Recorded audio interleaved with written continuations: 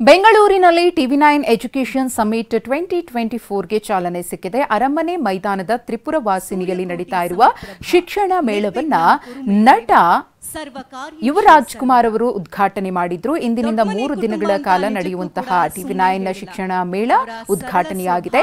ಟಿವಿ9 ಕನ್ನಡ ಮುಖ್ಯಸ್ಥರಾದ Rahul Chaudhary, senior VP south ಮುಖ್ಯಸ್ಥರಾದ Nobel Jaikar ಅವರು ಭಾಗಿಯಾಗಿದ್ದರು. ಈ ಸಂದರ್ಭದಲ್ಲಿ ಮಾತನಾಡಿದ ಯುವರಾಜ್ ಕುಮಾರ್, ಪ್ರತಿಯೊಬ್ಬರಿಗೂ ಶಿಕ್ಷಣ ತುಂಬಾ ಮುಖ್ಯ. ಈ ಶಿಕ್ಷಣ ಮೇಳದ ಉಪಯೋಗವನ್ನ ಜನರು ಪಡೆದುಕೊಳ್ಳಬೇಕು ಅಂತ ಕರೆ ಕೊಟ್ಟರು. ಭಾನುವಾರದವರೆಗೆ ಈ ಒಂದು ಮೇಳ ನಡೆಯುತ್ತೆ. ಎಜುಕೇಷನ್ ಅನ್ನೋದು ತುಂಬ ಮುಖ್ಯ ಅನ್ನೋದು ಎಲ್ರಿಗೂ ಗೊತ್ತು. ಜೀವನದಲ್ಲಿ ನಾವು ಏನೇ ಕಳ್ಕೊಂಡ್ರೂ ಎಜುಕೇಷನನ್ನು ನಮ್ಮಿಂದ ಕಿತ್ಕೊಳ್ಳೋಕೆ ಆಗದೇ ಇರೋ ವಸ್ತು ಅಂತ ನಿಮ್ಗೆ ಎಲ್ರಿಗೂ ಗೊತ್ತು. ಆ್ಯಂಡ್ 12ನೇ ತರಗತಿ ಅಂದರೆ 12th ಸ್ಟ್ಯಾಂಡರ್ಡ್ ಪ್ರತಿಯೊಬ್ಬರು ಸ್ಟೂಡೆಂಟ್ಗೂ ಮೋಸ್ಟ್ ಇಂಪಾರ್ಟೆಂಟ್, ಅಂದರೆ ಲೈಫ್ ಒಂದು ಟರ್ನಿಂಗ್ ಪಾಯಿಂಟ್ ಅಂತ ಹೇಳ್ಬೋದು.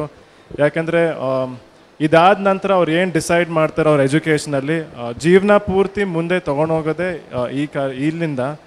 ಆ್ಯಂಡ್ ಇವತ್ತು ನಾನು ನೋಡ್ತಾ ಇದ್ದೆ ಎಲ್ಲ ಕಡೆ ಸುಮಾರು ಡಿಸ್ಟ್ರಿಕ್ಟ್ಸಿಂದ ಕಾಲೇಜಸ್ ಬಂದಿದೆ ಇಲ್ಲಿ. ಆ್ಯಂಡ್ ಬೇರೆ ಬೇರೆ ಸ್ಟೇಟ್ಸಿಂದ ಕೂಡ ಕಾಲೇಜಸ್ ಬಂದಿದೆ. ಅಂದರೆ ಪ್ರತಿಯೊಬ್ಬರು ಸ್ಟೂಡೆಂಟ್ಗೂ ಒಂದು ಒಳ್ಳೆಯ ಅವಕಾಶ ಇಲ್ಲಿ. ಎಲ್ಲ ಕಾಲೇಜಸ್ನು ನೋಡ್ಬೋದು, ಯಾವ್ಯಾವ ಕಾಲೇಜಸ್ ಯಾವ್ಯಾವ ಬ್ರಾಂಚಸ್ ಇದೆ ಅಂತ.